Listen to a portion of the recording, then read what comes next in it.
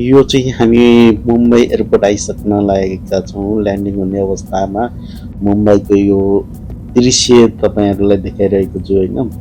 Night vision भनौँ न, रातिको दृश्य हो। बिहान हुन लागिसकेको छ, मुम्बई एयरपोर्ट आइसक्न लाग्यो है त। त्यसपछि अरू भिडियोहरू तपाईँहरूलाई देखाउने छु। हामी चाहिँ मुम्बई एयरपोर्टमा ल्यान्ड हुन लागिरहेका छौँ। हेलो नमस्ते। हामी फाइनली म चाहिँ फाइनली होइन यो मुम्बईको ड्युटी फ्रीमा आइपुगेको छु। युकेबाट ट्रान्जिट फ्लाइट थियो होइन, इस्तानबुल। त्यसपछि मुम्बईको ड्युटी फ्रीमा छु।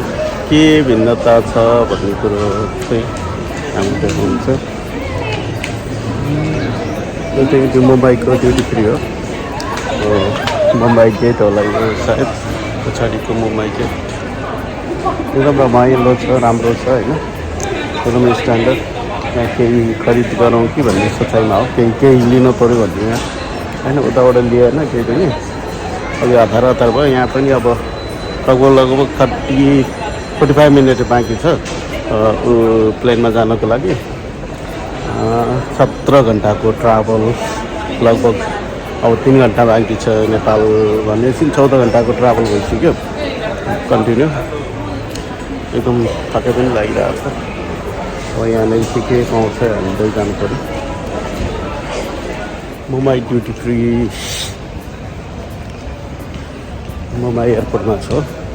ड्युटी फ्रीबाट अब निस्किँदै अब त्यही अब के अरे ब्याग लिएर ड्युटी फ्रीको अलिकति सामान किनेको। यसो हल्का के पाउँछ नयाँ नौलो कुराहरू।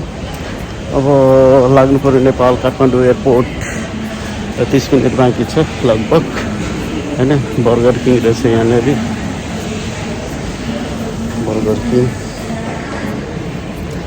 अब खाने भनेको प्लेनमै केही खानु पर्छ, नत्र भने गइयो। अब बोर्डिङ पास पनि भयो होइन। अनिखेरि अब दुबई रे मुम्बई ड्युटी फ्रीबाट अलिअलि सामान पनि किन्यो। अब चाहिँ गेट नम्बर 74 खोज्नु पऱ्यो। कता छ त गेट नम्बर 74? ल खाना पनि आइपुग्यो है। ब्रेडसँग बटर लगाएर चट्ट खानु पऱ्यो। पानी छ यहाँनिर है, योगर्ट छ, कफी पनि भयो। यहाँभित्र त के छ थाहा छैन है। ननभेज अर्डर गरेको, ननभेज लिएको। के रहेछ ब्रेकफास्ट हो यो। बिहानको फ्लाइट छ है। ब्रेकफास्टमा अब के दिएछ, एग एउटा फाइनली हामी आइपुग्यौँ काठमाडौँ एयरपोर्ट। अब प्लेनमा चढ्दैछ होइन। त्यसपछि हामी फाइनली नेपालको एयरपोर्टमा आइपुगेका छौँ है।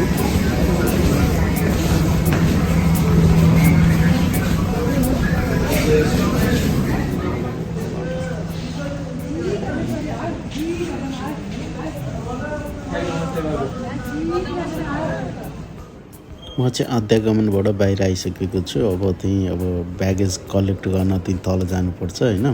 तल नमस्कार फेरि पनि होइन। 4 वर्षपछि चाहिँ नेपाल आइपुग्यो होइन। एकदम खुसी लागिरहेको छ होइन। एयरपोर्ट पनि पहिला आउँदा यस्तो थिएन। 2019मा यो नयाँ बनेको तल जाने होइन। राम्रो जस हेर्न लायक भएछ। जस फोटोहरू चट्ट एकदम राम्रो देखिरहेछ है। रमाइलो लाग्यो, खुसी लाग्यो। 4 वर्षपछि नेपाल आउँदाखेरि। 4 वर्षपछि पहिला नेपाल एयरपोर्टको 4 वर्षपछि नेपाल आउँदा एयरपोर्टको मुहारै फेरिएको रहेछ होइन। यो अन्डरग्राउन्ड तल पासिङ थिएन होइन। यो सबै अहिले बनेको एकदम आधुनिक एकदम राम्रो भनौँ न। अब त्यही साँच्चै नै अन्तर्राष्ट्रिय एयरपोर्ट हो भन्न लायकको छ होइन। वेलकम टु नेपाल यो कुराहरू सम्पूर्ण कुराहरूले मनै लोभ्याउने बनेको रहेछ, सिस्टमेटिक रहेछ अहिले। म चाहिँ आइसकेँ, बाहिर निस्किसकेँ होइन। पर्ने हो सर हामीलाई